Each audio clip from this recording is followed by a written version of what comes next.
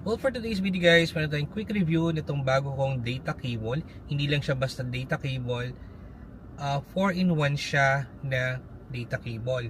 And ang kagandahan nito guys is meron siyang lightning to USB. Then pag hinila mo to guys, meron siyang Type-C. Then sa kabila naman guys is Type-C na rin. So pwede siyang Type-C to Type-C, then USB to Lightning or Type-C to Lightning. And hindi lang yun guys, is pwede rin siyang pang-charge sa mga laptop nyo na nangangailangan ng Type-C to Type-C. And ang kagandahan nito guys is matibay siya. So yan, makikita nyo siya guys dito. Yan. Naka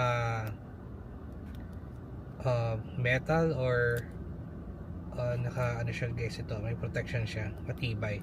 And kagandahan din nito guys, kaya ako nagustuhan is yung pinaka cable niya is braided na rin.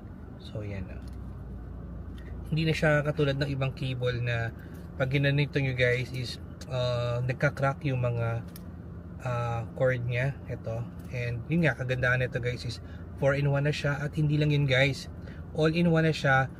And meron siyang 240 watts. So yan, 240 watts. Pwede siyang data cable, din pwede rin siyang pang charge ng mga cellphone nyo. So mura lang to guys, and quality.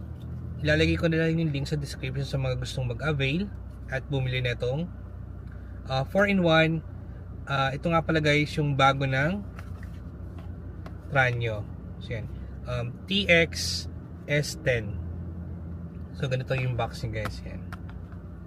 So ilalagay ko na lang guys yung link sa description sa mga gustong mag-avail at mag-check out netong 4-in-1 cable ng bago ng Tranio. So yun lang guys, and I hope you like this video. And kung bago pa lang sa channel ko, napadaan sa channel ko, don't forget to click like, share, subscribe, click mo rin yung bell para laging update sa mga videos ko. And thank you for watching. See you in the next vlog.